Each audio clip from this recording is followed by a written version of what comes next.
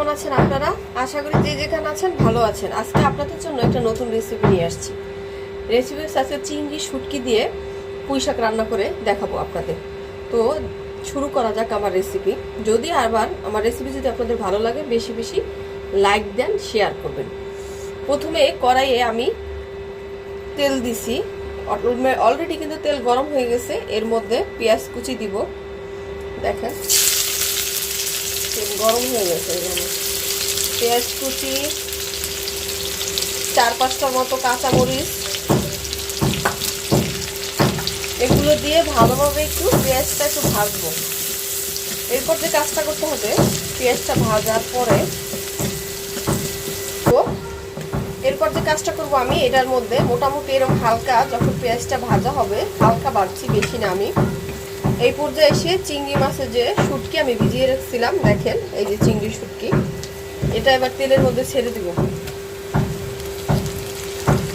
তেলে ছেড়ে দিয়ে এবার এটা একটু নাড়াচাড়া করবো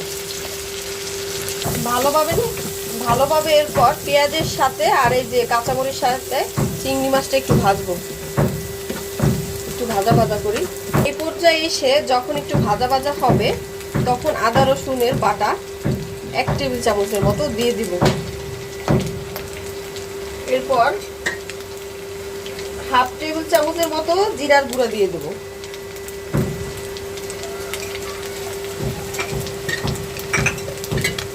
এরপর 1 টেবিল চামচের মতো হলুদ গুঁড়া,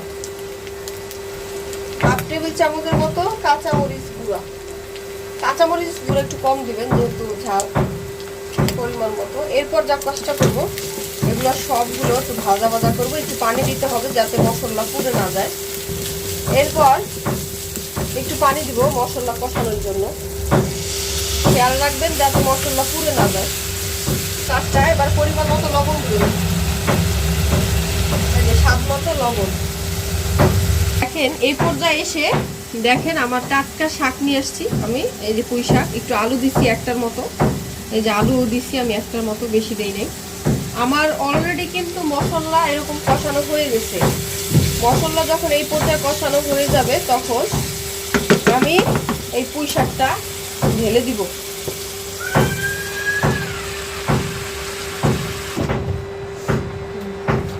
এই পর্যায়ে আমি শাকগুলো কিন্তু সবগুলো শাক অলরেডি ঢেলে দিছি কড়াইয়ে। এখন বোঝা যাচ্ছে যে অনেকগুলো শাক অনেকগুলো দেখা গেলেও কিন্তু এগুলো যখন মানে রান্না করা হবে তখন এতগুলো থাকে না, কমে যায় তাপে। এখন এই শাকগুলো একটু নেড়ে চেড়ে দিব। শাকটা দেখেন শাক গরমের তাপে কতগুলো ছিল আর কতগুলো মানে হয়ে গেছে, কতটুকু হয়ে গেছে, গরমের তাপে পুরোই কমে গেছে। এখন এই শাকটা আমি, এই যে পানি অলরেডি কিন্তু শাক দিয়ে পানি বের হয়ে গেছে, এই পানি দিয়েই শাকটা আশা করি সেদ্ধ হয়ে যাবে। আমি একটু মাখা মাখা ঝোল রাখবো এই শাকটা রান্না করার জন্য। তো আমি তাহলে আমার রেসিপির সাথে থাকেন। অলরেডি কিন্তু আমার শাক হয়ে গেছে, দেখুন পানিও প্রায় শুকিয়ে গেছে। শুকিয়ে যাওয়ার পরে এখন এই শাকটা নামিয়ে ফেলবো, এই অবস্থায় নামাই ফেলবো, হালকা হালকা ঝোল থাকবে। এরকম সুন্দর সুন্দর রেসিপি যদি আপনারা পেতে চান তাহলে বেশি বেশি লাইক শেয়ার দিবেন, আমার রেসিপির পাশে থাকবেন। আজকের মতো এখানেই শেষ করছি। আপনারা সুস্থ থাকবেন, ভালো থাকবেন। আসসালামু আলাইকুম।